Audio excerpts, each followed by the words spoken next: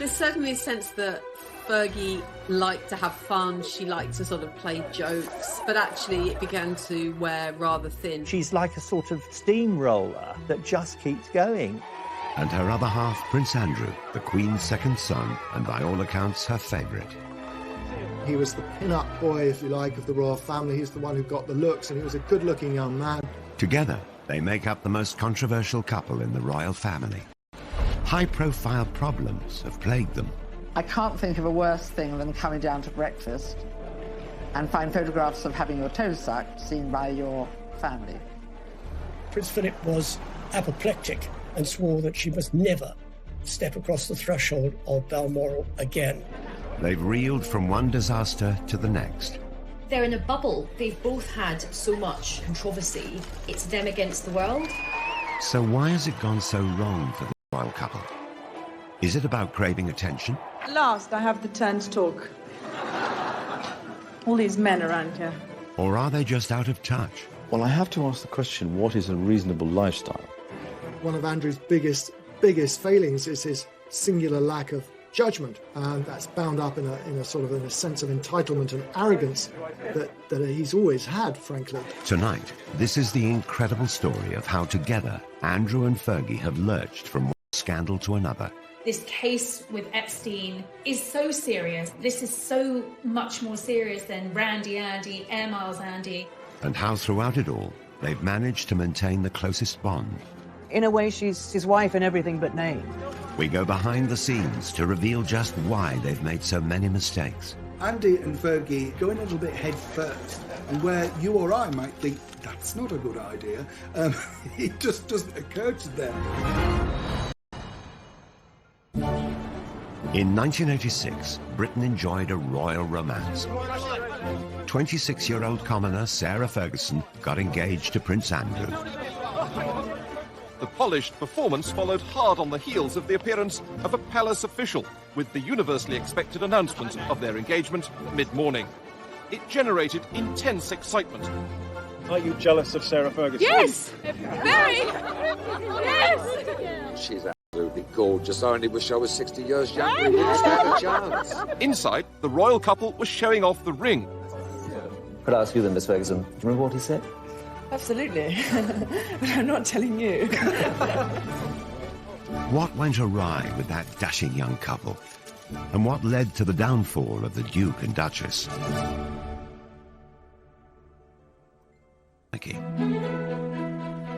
Her father, Major Ron, was polo manager, initially to the Duke of Edinburgh and later Charles.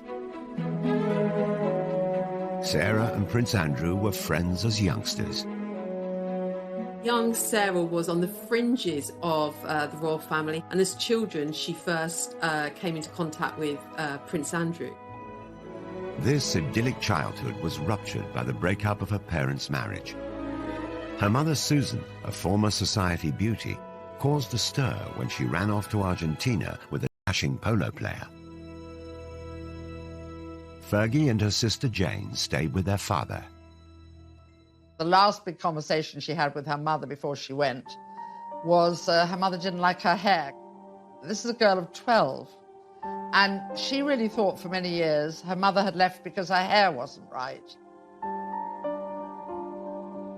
If you think your mother doesn't love you, I think you're always panicked by self-doubt. Sarah's father was terrific, but obviously he wasn't a housewife, and he wasn't great at cooking. He did master scrambled eggs, and they would just eat eggs out of a saucepan because he thought, well, what's the point of, dirtying all the plates? After her emotionally difficult teenage years, Fergie moved to London and shared with friends. There'll be an announcement this week. Her flatmate adored her. Sarah Ferguson's flatmate, Caroline Beckworth-Smith, is on holiday in Barbados. Just great fun, really, and interested in lots of things. Fergie threw herself into London life. She went on to have serious relationships. She wasn't the sort of unspoiled young woman that Diana was expected to be as mother of the future king. As Ron Ferguson famously said, of course she's got a past. She's 25, 26 years old. If she hadn't got a past, then there would be some serious questions to ask about. dated a stockbroker, then lived with a millionaire called Paddy McNally. She enjoyed the jet-set lifestyle in his chalet in Switzerland. She and McNally, who was a widower with 2 young sons, fell in love, and they had a fairly lengthy romance. But McNally was much older, almost 20 years older than Sarah. He was very rich. Fergie likes very rich men and was living a good lifestyle. But I don't believe for a moment there was any question of McNally proposing to Fergie. The romance and lifestyle came to an end. But in 1985, she found her prince. Although Fergie and Andrew had crossed paths in childhood, they'd had very different upbringings. Well, Andrew has a unique place in royals of Queen Victoria's reign. She and Andrew had a very close relationship. He's constantly described as the Queen's favourite son. They are extremely close, and in a way closer than Charles and Anne ever were. He was spoilt, and Andrew was pretty assured of himself. He knew what he wanted, and he made sure that he got it. He had the looks, he had the physique, and you either liked him or you didn't like him. I think a lot of people didn't like him. If some of his fellow pupils didn't like him, the same couldn't be said of women. Prince Andrew had already been christened with a number of nicknames regarding his life. Randy Andy is the best known. The prince has a practiced eye for the ladies, and his romantic adventures have been well publicized. The gossip columns make no mention of a serious romance at the moment, possibly because the list of temporary romances is so long. Andrew had served as a Navy helicopter pilot during the Falklands War, then later moved to HMS Brazen. His helicopter is a Lynx, which he's nicknamed the Hussy, as in the Brazen Hussy. He was one of the country's most eligible bachelors. Here was our hero wartime prince who came back from the Falklands, dashing and handsome with a rose clenched between his teeth. He was incredibly good-looking in his youth, and he was very popular with women, and he had an eye for women. The organisers of the sports display hadn't forgotten the prince's reputation with the girls. 12 of the most shapely danced before him, and the prince's face said the rest. Prince Andrew had had a rather checkered love life. He'd been in a relationship for a long time with Koo Stark, the American actress. Koo was an absolutely beautiful young woman, very much in love with Andrew, but she wasn't going to fit the bill for a royal bride. Although there had been rumours of marriage, the couple split. He was 26, he was at an age where the Queen really wanted to see him start thinking about settling down, and Sarah came into his life at just the right time. In 1985, Fergie appeared on the dashing prince's horizon, and the matchmaker was none other than Princess Diana.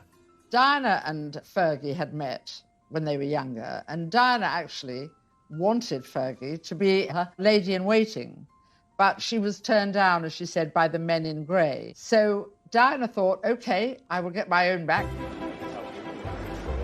Ascot was coming around. Diana suggested that Fergie join the royal party, and Andrew met her, and they clicked right away. It was a fast match, a pretty quick romance. It was clear they would not be a traditional royal couple. Sarah and Andrew fed each other what the Queen and other members of the royal family made of it, but it was something that they plainly both remembered because it was brought up in their engagement interview some nine months later. We were made to sit next door to each other at lunch at Ascot. Yes, and you made me eat chocolate profiteroles, which I didn't want to eat at all. I then didn't have him, so I got hit. Then Very it started hard. from there. I think that's probably where it... I was meant to be on a diet. They were both keen to set the date for a royal wedding. I would very much like it to be in the summer. And so would Sarah. Sarah more so, because I think that... Get on with it. Get on with it and get it out of the way. She was often contrasted with Diana, and in those early days, Sarah came out of the contrast rather well, because Diana was seen as rather pale and wilting, you know, this delicate flower, whereas Fergie was robust like the wife of Bath. How did they look to you on TV? Oh, smashing. Really relaxed. I think they did really well. I hope it goes as well as they did for Di and Charles. Sarah Ferguson was going to be a Navy wife, and as she was from a military family background, it seemed a perfect match. The Queen approved of her favourite son's choice of bride. Westminster Abbey, the focus attention tomorrow, and where today the more intrepid spectators have already staked out their patches to get a good view. On a hot July day in 1986, the country celebrated.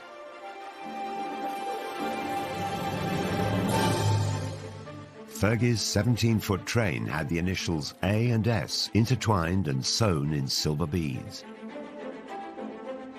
Everybody thought it was stunningly beautiful, and as she always said, I walked in as a commoner and I walked out as a duchess.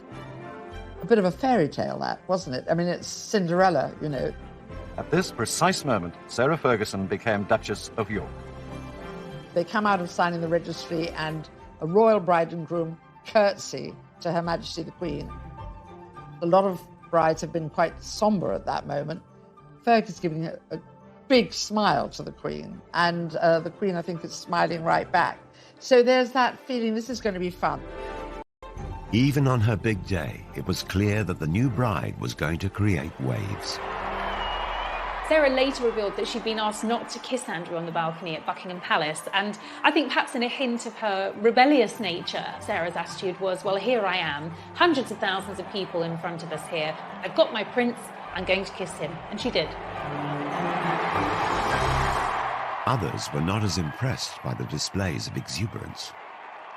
I was commentating at the time at the wedding, and when they went behind the altar screen to go and sign the registry, they were larking about a bit, and I said to my co-commentator, that's a marriage that's not going to last. Press and public adored the new, fun, unfussy couple, especially the all-action Duchess. I think that their brand and their image was really positive. Creating a positive impression enables you to kind of influence and effectively manage your reputation. The newest arrival typifies the greater freedom of the young royals, becoming the first royal duchess to get a pilot's license, complete with very un-Biggles-style hair grips. I was absolutely in love with Sarah Ferguson as a wee girl. I thought she was just so refreshing. I think they had this amazing honeymoon period. They really were the golden couple, and she was really seen as a genuine breath of fresh air. The Yorks weren't just a hit at home. The following year, the couple embarked on a 25-day tour of Canada. Their tour of Canada went extremely well. There were tens of thousands of people pouring out wherever they went. They wanted to see the new bride, they wanted to see the new bridegroom. It was a terrific tour, that tour to Canada, 1987. I was on it, actually, and it was a great privilege to be there. They were hugely popular. They were enthusiastic. I think that's what the public reacted to. They weren't there just to cut the ribbons at the opening of things and say, how nice to meet you and have you come far, but actually engage with people. I could not go through a whole tour, letting my darling husband of a year and a day do all the public speaking. So we agreed, for once, that I should have the last word tonight. The Yorks were like no other royal couple before, more relaxed and far less serious. You make us feel so at home here. And I'm just a little bit sad that number 99 of the Edmonton Oil isn't here to meet me tonight. But the fun times did not last long. Stormy waters soon appeared for the Navy wife and the handsome prince. She was a very passionate woman, and, you know, within months, weeks of marrying, she found her husband was away all the time. And Fergie's desire for attention started to grate with the public. All that her natural charm that had been celebrated initially began suddenly to be seen as rather unsophisticated and inappropriate.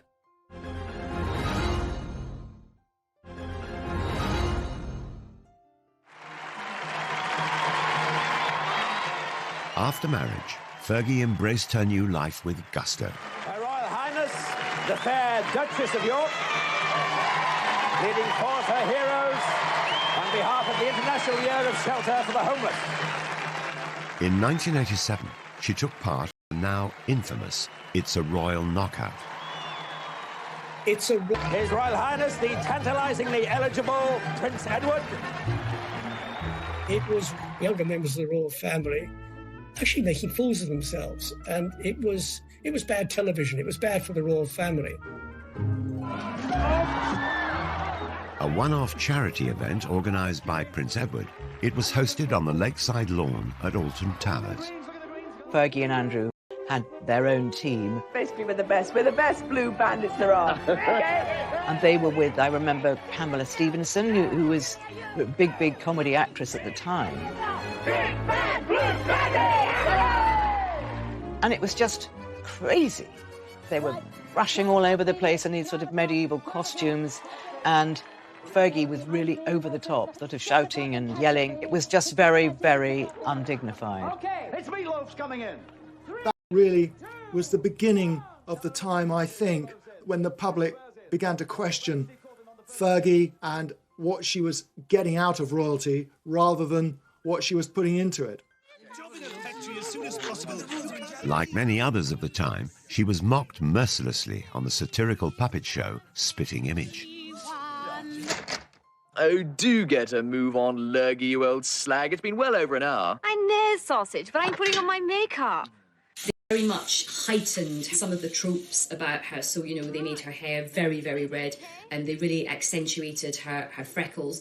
And they also, rather cruelly, made a big issue about her weight. Your royal T-shirts here. 4 sizes, small, medium, large and Fergie.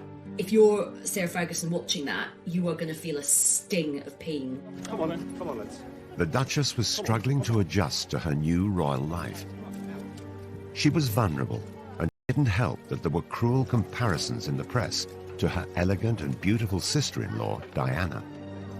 Sarah's always had a weight problem. It goes up and down with monotonous regularity, and the media always drawing comparisons between Fergie and Diana. Diana looking very sort of slim, beautiful. Fergie not looking so slim, not looking so beautiful. Very difficult and very unfair. As the media coverage turned negative, Fergie found herself getting flack from all sides. She came in for some criticism for liking the product too much. This barrel's for me. Come on, baby. The honeymoon was over.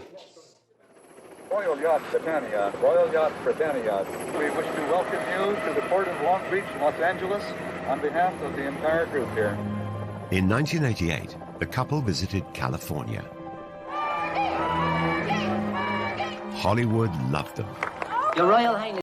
But the UK press didn't. The previous Canadian tour had been a triumph, but this trip was branded tacky and excessive. They felt she was trying just a bit too hard. The USA tour was really still the same Sarah and still the same Andrew, but there was a slightly brash thing. I mean, I remember she was wearing an outfit one day and she said, check the back of the hair.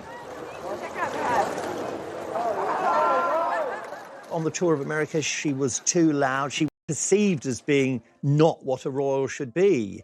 And I think the damage done on that tour to her reputation dogged her ever since. Cream cakes and I don't see eye to eye. Really? I'm savoury. I'm sausages. Oh, sausages? Yeah,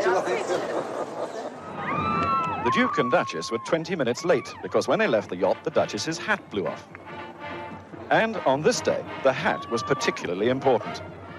Again, Fergie's confidence and lack of inhibition of protocol made headlines. At last, I have the turn to talk. She confidently dealt with a heckler. All these men around here. There was one occasion at a dinner, there was one particular senator, and he'd probably had one too many drinks, and he kept on calling out, "We love you, Fergie, we love you, Fergie. Love you!" And she just sort of retorted, I'll see you later. The British media thought it was the wrong thing to do. It was the wrong sort of reaction. I think she handled it particularly well. What is it? If Sarah Ferguson's quip didn't win over the stuffy press, then her over-familiarity with them didn't help her cause either. At a swish reception, she divulged intimate details about her clothes. For that tour, she was head to toe in French couture, and joked to the press there that she was wearing Marks and Spencer's knickers. This is not what you're expecting the Duchess of York to say. And remember, the previous Duchess of York had been the Queen Mother. So you're talking about a changing view of the royal family. You're talking about the country changing. They want them to be up on a pedestal, but then when they say something like that, they think, oh, you've slipped down from the pedestal. Back home, the continuing attention-seeking gaffes didn't go down well, and the press began to worry Fergie was somehow leading Diana astray. There's certainly a sense that Fergie liked to have fun. She liked to sort of play jokes. But actually it began to wear rather thin, and she was seen increasingly as a bad, unsophisticated influence on Diana and Prince Andrew, and something of a loose cannon. The Royal Duchess and Princess Diana were caught larking around at the races. There was an iconic picture of them at Ass behind. It was a great shot.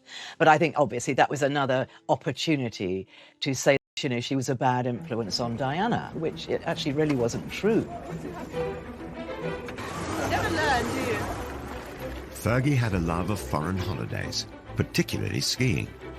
She's renowned as the finest skier in the royal family, and today only the best amongst her party could keep close to her. Can't get any closer, we'll fall over. Hang on a minute, we're just doing this. In Switzerland, the two royal couples posed for the press. Again, it looked like the Duchess was a poor influence on Diana. They were on a slope of a mountain, and I think, and it was snowing, and Diana was slipping a bit, and then Diana and Fergie slipped into each other, sort of on purpose. Oh, these pictures you've got. They were really larking about, and they were just wonderful pictures. Did you get that? And then Charles got annoyed because he thought it was undignified. That came back to haunt Fergie, those photographs. It wasn't all bad press. So have you managed to name your baby yet? No names. Was it quite an ordeal yesterday? It was a long time, wasn't it? It was a long time, but she came through it very, very well. You looked very worried earlier in the day, sir. That's because I was on my way to the dentist. So, 2 years after their marriage, the Yorks celebrated the birth of their daughter, Beatrice. Eugenie followed 2 years later. God save the Queen! Our wishes to both the baby, to the father and the mother. But the happy family didn't last long. Prince Andrew was away at sea for many weeks of the year. His posting follows 3 months of specialised training, and the Duke will now lead a flight team aboard the frigate for around 18 months. In the early years of their marriage, Andrew was serving as a naval officer, which meant that he was frequently sent away. And for Sarah, that meant being at home at the palace on her own for long periods of time. And in fact, she later recalled that she got to see her husband 40 days a year. The rest of the time, he was absent. It's terrible. I mean, you're going away and leaving what you love behind. It's a fantastic job for a single man. It's getting less and less so for a married man. The new mother was lonely and lacking support. In 1992, private photos surfaced. A cleaner found a set of holiday snaps showing the Duchess and her 2 children with a Texan, Steve Wyatt. Wyatt was handsome and attentive. The pictures had been taken some 2 years previously. There's a picture of Steve Wyatt, and then there's Beatrice, who's just got bathers on, and they're obviously somewhere hot, and suddenly people think, who is this man? And so then the stories start. Eve Pollard, a tabloid editor at the time, was contacted by a mutual friend of the Duchess. A very old friend of ours rang us up. He said, I wonder if you could come and give a friend of mine a bit of advice. So we turned up in his lovely studio in Mayfair, and there she was. We tried to say, you know, you've just got to be careful about any photographs. If you go out with anybody while your husband's away, it should be a crowd. And she was, at that time, I have to say, very, very unhappy about the fact that she was alone. Gossip of affairs circulated in society circles for months. She was also getting a lot of flack from the royal household for behaving, as they saw it, inappropriately. So everything was mounting up against her, and I don't think Andrew was there to really back her up. And then along comes Steve Wyatt. It was the beginning of the end for Fergie and Andrew. The announcement that the Duchess of York had initiated discussions about a separation from her husband came as she arrived to pick up their daughter from school. In March 1992, the couple split. Fergie was soon spotted with another American, John Bryan, a friend of Wyatt's and her financial advisor. Soon, rumours of scandalous pictures of them together surfaced, and the photos were being touted around Fleet Street. The night before publication, I to see Brian. I sort of laid down these pictures and there was a great intake of breath. Oh God. And he immediately went off into the bathroom, shut the door. And even though the door was locked, I could hear he was calling Sarah in Scotland and telling her that it was worse, far worse than he thought. He obviously was a little bit more than a financial advisor, as we saw from those photographs taken in the south of France with him sucking her toes. Whether he was looking at her toes as a new form of abacus or calculator remains to be seen. But it was the sort of nail in the coffin when it came to Fergie and Andrew's marriage. It was a sellout scoop for the Daily Mirror. 300,000 extra copies were printed, and as the public snapped them up, the newspaper was unrepentant. Unfortunately for Sarah Ferguson, she was staying with her in-laws at Balmoral. The papers were all laid out for breakfast. Sarah took one look around the dining room and thought, "No, but for the grace of God, go the lot of you. I'm going." So she went back upstairs. And obviously she had to see the Queen. And the Queen, remember, these two are fairly close, and the Queen was furious with her, just furious. She fled the castle and the press. No longer the luxury or privilege of an aircraft of the Queen's flight, for the Duchess just an ordinary scheduled flight to Heathrow. It spelled the end of Fergie's life as a royal, and that was absolutely devastating for her. It was never how she had expected things to turn out. The most important thing for me at the moment is to keep a low profile, work hard, and make sure that I continue to find cures and to help people as much as possible. With no wealthy husband, how was she going to live? The debt soon racked up. I wouldn't say she'd go anywhere for a hot meal, but she was prepared to put her name to all sorts of things which royals hadn't done. She needed money fast. I tend to attract a bit of attention. Her solution for bringing in the cash Cheers. was a flashy one.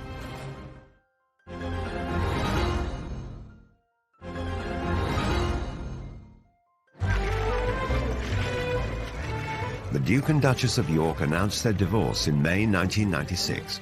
By August that year, Sarah Ferguson was no longer able to use the title Her Royal Highness.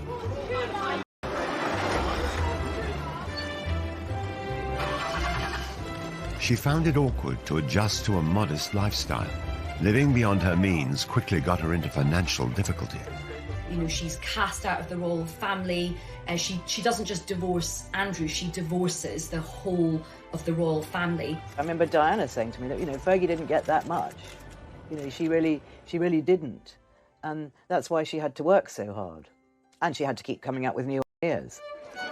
In typical fashion, she made light of the negative press. It really bugs me that every day I have to read that I'm a millionaire 3 times over. Cool, I tell you. When her marriage broke down, her overdraft was said to have been £200,000, allegedly paid off under a separation settlement, which also involved Prince Andrew taking financial responsibility for their children, Beatrice and Eugenie. The news reports varied. At first, she said the royals gave her no financial support at all. Then she admitted to receiving £15,000 a year. It was then reported that the divorce settlement from Prince Andrew was worth several £1 million. Later, it seemed to emerge that actually she had a settlement around sort of £3 million. So I think it's likely that the divorce settlement was much more favourable than perhaps Fergie initially suggested. We've never known the full details, but we think she was meant to get money to buy a home, but I think probably she was so much in debt by then she just used the money to pay off her debt. That's what I understand. Sarah Ferguson's debts stood at around £1 million. Just over a year later, her debts were reported to be in the region of £4 million. She had no concept of money coming in as opposed to money going out. About £300,000 went on her staff costs. £150,000 she would spend in a year on gift. She travelled a lot. Those were expensive costs. The simple fact was that she spent more than she had, and she rapidly got into serious debt. I think that's the story of her life, really. She just is a very free spender and very, very generous. But if you're like that, you know, you do get into financial trouble unless you're earning millions all the time. Sarah did have money problems. That was well advertised everywhere, and she wasn't ashamed of that. You know, got up out of bed and thought, right, I've got to make some money here. Fergie tried to earn a living. She knew she had cachet as a former royal. She also knew the best place to sell herself.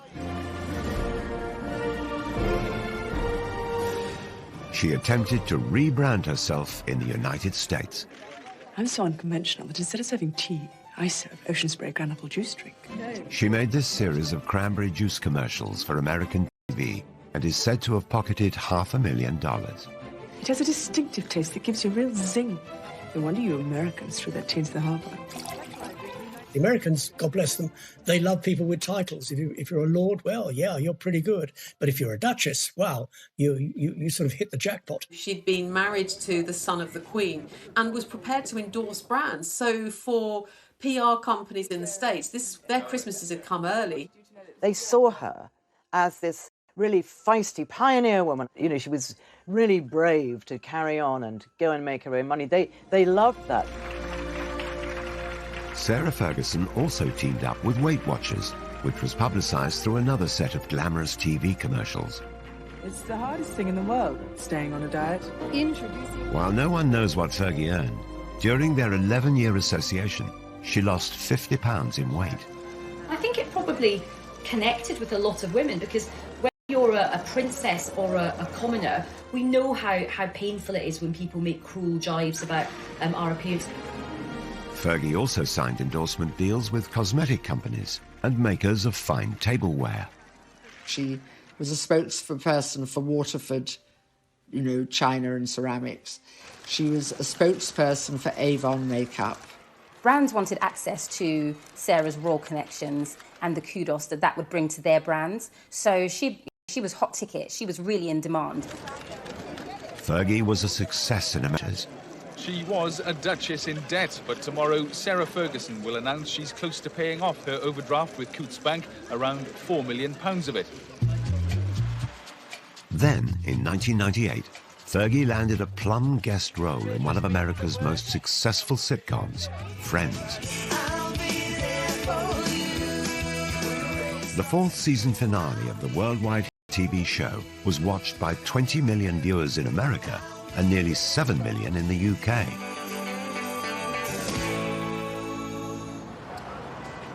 Filming brought the Friends cast to London for a major wedding storyline. The character Joey photographed Chandler outside Westminster Abbey. Then who should turn up among the stars but the Duchess of York? They may call it a bit part in the business, but she could have been paid as much as £900 for an hour's performance. Jay says you don't really like his hat, but I think it's kind of dashing. The fact that Sarah famously appeared as herself on an episode of US TV sitcom Friends, I think was a key positive moment for her. Appearing on the episode of Friends for some people would be the ultimate kind of cult appearance, and I'm sure her daughters thought it was amazing. Fergie, baby! But, this was not becoming of a former royal princess to appear on, an American sitcom. Of course, really, if she'd had any kind of royal status, she certainly wouldn't have been allowed to have performed in Friends. I think actually out of all the TV projects that she did, the British public warmed to her for doing this one. This wasn't hugely embarrassing. Even so, Fergie had profited from her royal status.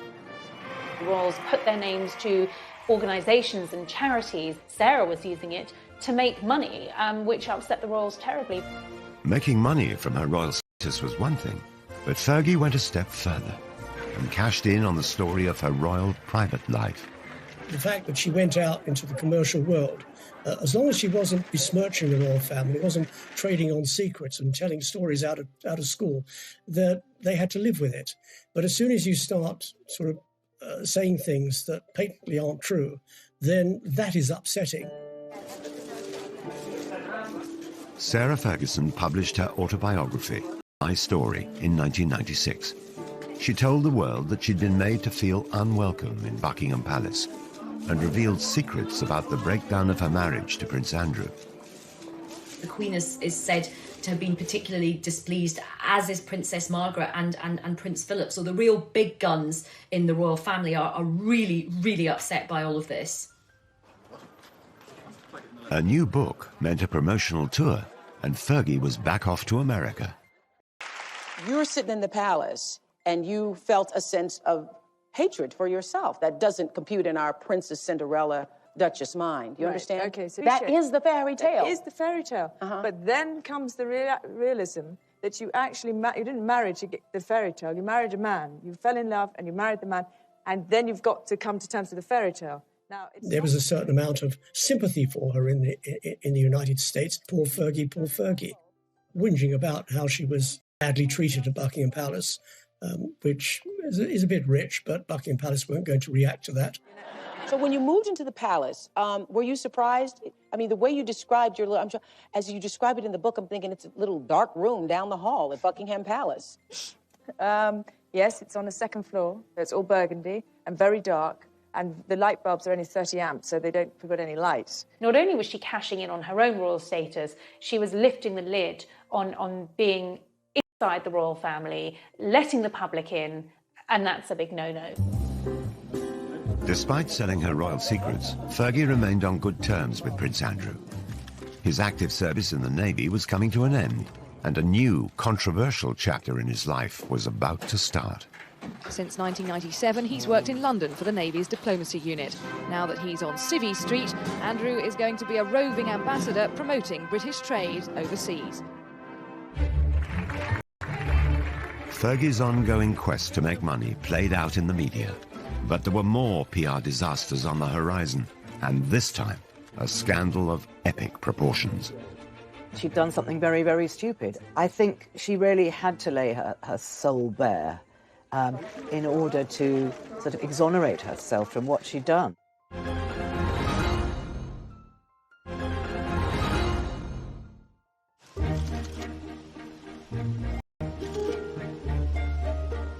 Though Prince Andrew and Sarah Ferguson were no longer married, they maintained a close friendship after their divorce.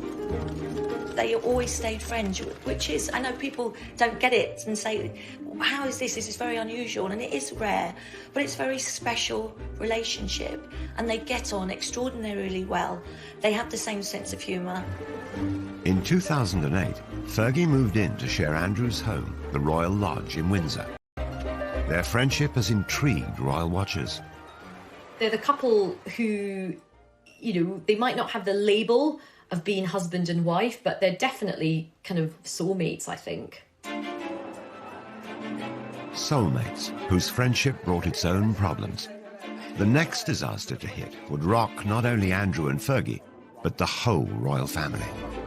He kept saying he wanted to meet Prince Andrew, and he would pay her $500,000 if she could fix that. Posing as an Arab businessman, Mahmoud had played out hundreds of undercover stings on high-profile personalities since the early 90s.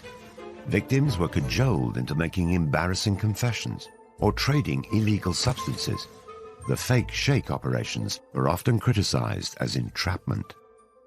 He would do these meetings at the Savoy, the Dorchester, all these glitzy places, and so many celebrities and other royals got stung by him. Fergie was likely targeted because of her well-publicized money problems and her friendship with her ex-husband. By 2010, Prince Andrew had retired from his successful naval career and had a new role as a special trade envoy for Britain. Okay, of course. So you 500,000 in. Yeah, but that's in wire transfer. That's through wire transfer. I mean, obviously. The News of the World set up a sting to secretly record Fergie. Despite the grainy and low-quality footage, she can be heard offering access to Prince Andrew. It's £500,000 when you can, to me. Open doors. New Prince Andrew. Yeah. Is that a deal? Yeah. What she was proposing and what she was saying she could do, and using Prince Andrew basically to shake down some money from a man who she thought was a very rich foreign investor, but in fact was an undercover journalist. It's one thing to be, trading off the fact or the fact that you had once been a member of the royal family, but what is not really appropriate is the fact that you're no longer a member of the royal family, that your ex-husband has a sort of governmental ambassadorial role, and you're offering access for huge amounts of cash. Prince Andrew knew absolutely nothing about what was going on. This is something that Fergie had arranged all by herself and was going to presented as a fait accompli. But, you don't sell a member of the royal family for cash. But the fake sheikh had caught far worse on camera. After agreeing she would be paid a £500,000 fee by wire transfer, Fergie was seen accepting a cash deposit of just under £30,000. She left the ill-fated rendezvous with the suitcase containing the cash. She'll give it back, but her reputation is in tatters. When you looked at it, she was obviously distressed, she was smoking, she was drinking, and he was there with this sort of suitcase of money. I think out of all of the embarrassing deals, this was the most serious. Andrew had no option but to completely distance himself from this. It was very embarrassing for the royal family.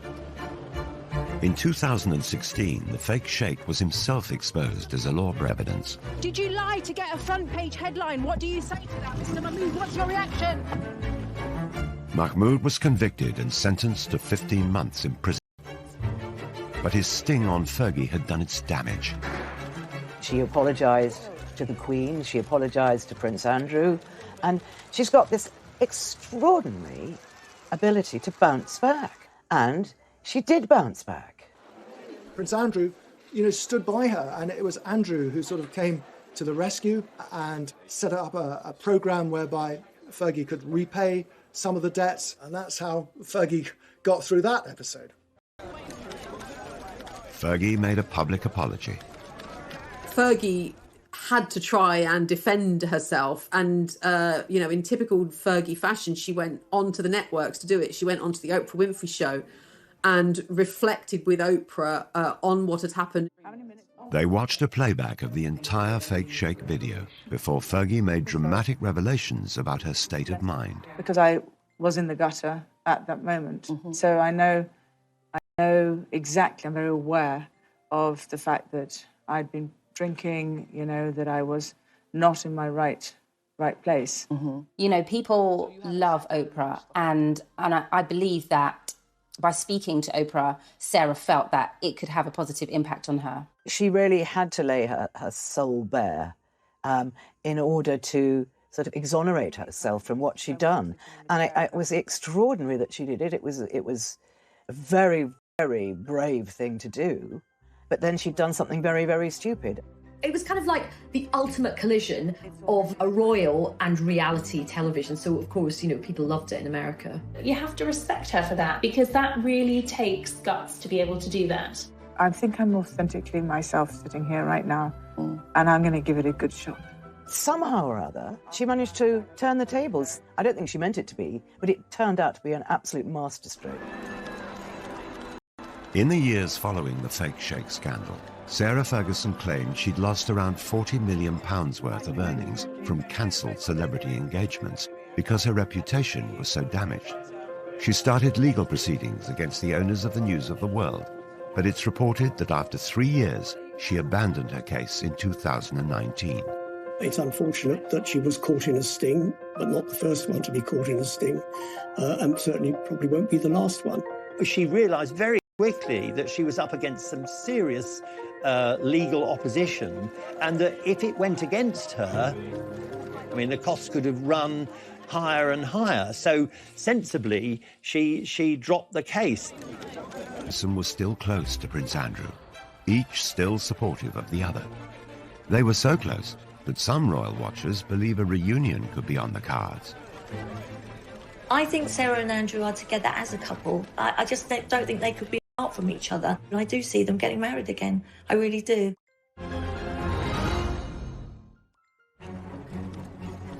Disaster after disaster. But remarkably, Andrew and Fergie remained close. It has to be the most extraordinary relationship that there's ever been of a member of the royal family. Andrew and Sarah married in 1986, split up in 1992, were divorced in 1996, and yet have remained together happily ever after. Sarah refers to Andrew as her bestest friend, her knight in shining armour. Andrew and I speak every day, and it's very important that we do keep that huge friendship. They may have divorced 24 years ago, but the pair still live together. They have their holidays together. They have a home they bought together in Switzerland, a skiing lodge. And in fact, they now spend most of their time together. It is interesting that neither of them have really found anyone else since their divorce. And I think even though they're not formally married, I think they kind of are together, like in an emotional sense. Their intertwined lives have raised many questions about their relationship. There are constant rumours and endless speculation about the possibility of them one day remarrying. And I think largely fuelled by the pair of them speaking so openly and fondly about each other. No, we're not married, and, you know, we're very happy with the way things are. Nothing going on there, then? Carl? I don't know. No, I mean, as people have if. needs. Really? I think Sarah and Andrew are together as a couple. And I do see them getting married again. I really do. But Fergie has repeatedly embarrassed the royal family. So could she ever be accepted back? Fergie did upset a lot of people. I mean, chiefly among them, I would say, Prince Philip. You know, nothing would ever happen while the Duke of Edinburgh is still alive. Such is the grudge that he still bears against Sarah. Fergie may never be able to win over her former father-in-law, but it does appear that the Queen is slowly welcoming Fergie back into the royal fold. Queen still has a soft spot for Fergie, and very occasionally Fergie is invited up to Balmoral. After the Duchess was excluded from William and Kate's wedding, a sign of acceptance was the invitation to Harry and Meghan's. She was ousted for a long time, and I think she found that very sad. Regardless of their marital status, the Yorks continue to present themselves as a family unit. The Prince, Fergie, and the two princesses, and all four attract ridicule. How do I look? Like a puppet of the bourgeois oppressors? Perfect. See you later.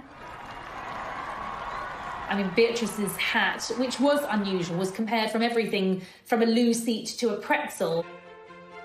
Just like her mother, Beatrice shrugged off the ridicule and put the hat up for auction, raising £81,000 for charity. It's also been noted that the princesses have inherited their parents' love of the high life. Beatrice and usually seem to spend an awful lot of time travelling at someone else's expense. Usually it often involves private planes or luxury boats. But they do both now have full-time jobs.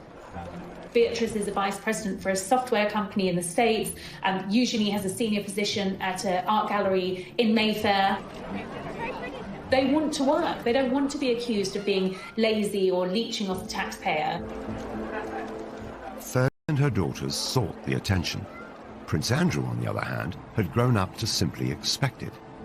He was a prince and wanted to be treated like one. On leaving the Navy in 2001, Prince Andrew took on a new role. He was given a pretty plum role. He was made a special representative for trade and investment, which essentially saw him travelling around the world representing Britain. At the beginning, it was all going very, very well. And people were quite interested all over the world, meeting the Queen's son. Where he fell down is that at the end of the day, when work was over, he went off to play. But you don't play at the taxpayer's expense. It was noted that his trips abroad, supposedly on government business, seemed to go via ski slopes, top golf courses, and other exotic locations. He wasn't called Air Miles Andy for nothing. You know, this is the man who saw fit to take a helicopter ride from Windsor to Kent to play golf at a cost of £5,000 to the taxpayers. The Duke's travel expenses were £4 million during his decade in the role, and his security costs another £10 million. What is an extravagant lifestyle? Travelling by private jet, using helicopters when you could take a train. But it is again, it is the maximisation of my time for the best value for money, and that's the way that... Terrible publicity for the Yorks. Once again, they appeared to shame the royal family. He can't sort of, like his wife, he can't step outside himself and say, how does this look? It did seem to become a little convoluted between what was for Britain and what was for Andrew. Prince Andrew was plagued with controversy. 2007, the Duke and Duchess of York's marital home, Sunninghill Park, was sold. It had been a gift from the Queen, and the unusual circumstances surrounding the sale prompted further criticism about Andrew's business dealings. When their marriage broke down and it came to selling the house, it took a long, long time, and Andrew was desperate to sell it because he needed the money. I think it had been on the market for several years. Quite remarkably, he managed to sell it to a Kazakh billionaire who not only bought it, but bought it for £3 million over the asking price. The buyer was the son-in-law of the former Kazakh president. He paid £15 million for the property, despite then apparently leaving it empty for 8 years. Not a brick of it remains to this day. It was bulldozed to the ground. It was later reported that Andrew had tried to help the Kazakh oligarch become a client of Coutts, the bank used by the royal family. And the controversy kept on coming. It appeared that the prince simply didn't care what people thought. From his meetings with Colonel Gaddafi's son to holidays with a convicted Libyan gun smuggler. He seems to delight in these relationships, and it's said it's because he's very much drawn to power and wealth. But one of Andrew's friendships would prove more damaging than them all. I mean, this is so much more serious than Randy Andy, Air Miles Andy. And this is a criminal case.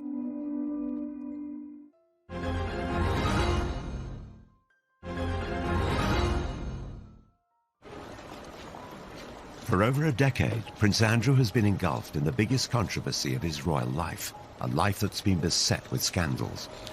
He met Jeffrey Epstein around about 1999 through Ghislaine Maxwell, whom he'd known for years. Ghislaine was a girlfriend of Jeffrey Epstein.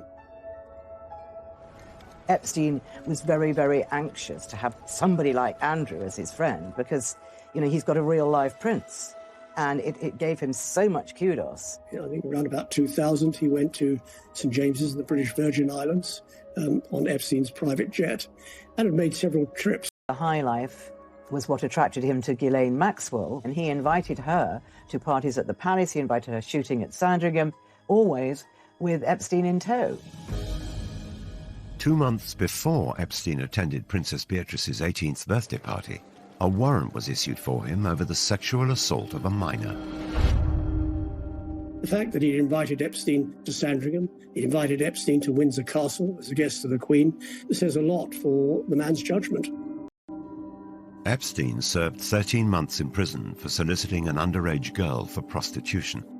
2 years later, in 2010, Prince Andrew was photographed walking with him in Central Park during a 4-night stay at his New York mansion. He claimed that he went over there to say that they could no longer be friends. Well, what's wrong with email? What's wrong with a telephone call? It was also revealed that Sarah Ferguson had accepted a loan from Epstein. The Duchess quickly admitted her mistake, stating, "I have made another huge error in my life in order to get debt-free." The story exploded. Prince Andrew was accused of sexual misconduct. It was a wicked time in my life. It was a really scary time in my life. I had just been abused by a member of a royal family. She alleges that she was forced to sleep with Prince Andrew when she was underage. Very serious allegation. It's one which Prince Andrew denies. Epstein committed suicide in jail in 2019. Prince Andrew has strongly denied the accusations made against him, and he made a rare and very controversial interview from inside Buckingham Palace. Do you regret the whole friendship with Epstein? Now, still not. And the reason being is that the people that I met and the opportunities that I was given to learn, either by him or because of him, were actually very useful. The fact that, as reported, that he said to the Queen that it had gone well gives a very clear indication of the man's poor lack of judgment. Prince Andrew's interview was widely criticised. This was one disaster too many. Days after after the interview, Andrew stepped down from royal duties. There have been many ups and downs for Sarah and for Andrew, but, for the Duke of York to essentially be forced into an early retirement, to step down as a senior royal, is a sign of just how serious this is. He can't do any charities.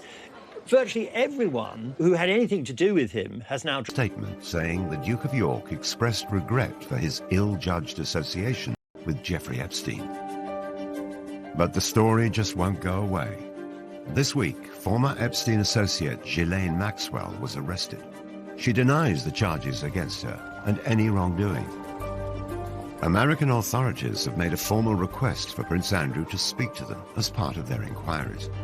They claim previous requests for help have been repeatedly declined, whilst Andrew's lawyers say his offers of help were effectively rejected. There are clearly questions that need to be answered, and we have yet to see whether the Duke is going to cooperate. There are precious few people standing by him, I have to say. As time goes on, more and more of Andrew's support has sort of melted away, but there is one solid support, and it's Sarah. Sarah Ferguson has defended her ex-husband in television interviews, newspaper articles, and on her social media. It is just shockingly accusatory lies, which I won't stand by and let anybody believe, or I just have to shut it down right now. She knows she's going to get a lot of criticism for standing by Andrew at the moment, but that's what she does. She's so loyal, and she'll do anything to protect her family. Andrew stood by Sarah when she was in trouble. He was remarkably patient, and she is now standing by him. I think they're in a bubble. I think they've both had so much controversy. It's them against the world. When you grow up in the royal family, especially Andrew, who was spoiled by his mother, Charles is much more sensitive, much more aware and worried about how he appears to the public. Andrew was cosseted. He was the favourite son, and the Queen brought him up to think he could do no wrong. Surrounded by controversy, the future of the couple is uncertain. One of the side effects of Andrew's standing down from royal life is that he instantly lost a means of earning a living. And all the indications are he will never come back as a working royal. But if anyone can bounce back, it's surely Fergie. Again and again, she's experienced humiliation. The one thing that Sarah won't lose is that capacity to surprise all of us. She has done some really impressive charity work, and her children's books have done well. She's trying to forge out a new career in the film industry. I would say never with Sarah. Every day I'm going to do story time with Fergie and friend. Fergie now has another project. She's been reading stories for children online during the coronavirus lockdown. Let's get a bit of magic going here, shall we? She's being really personable. For Andrew, his future might rest more on his ex-wife than he could ever have imagined. Only recently there was a picture on social media of himself and Fergie packing together lunches to deliver to local nurses and stuff. So he's trying to do some good. But again, whatever you put up in this situation is ridiculed. Will it ever be possible for Fergie and Andrew to shake off the mistakes of their past? The scandal from Prince Andrew and Jeffrey Epstein is so toxic, and I do feel that is going to kind of tarnish her. The fact that she's still so close to Prince Andrew, I think that is going to have quite a limiting effect on big future sort of commercial projects. The story of Andrew and Fergie is a sequence of disasters. She sought out attention and indulgence she just couldn't afford. He mistook deference for friendship, his judgment clouded by his status. Throughout, there has been one constant. The Duke and Duchess of Disaster have stayed side by side. The next chapter of their lives are going to be very, very different to what's gone before. I think they're going to have to maybe try and enjoy the simpler things in life, and to be honest, they may not have a huge amount of choice. It wouldn't surprise me at all if we get an announcement that they're getting married again. Nothing really would surprise me with Fergie and Andrew.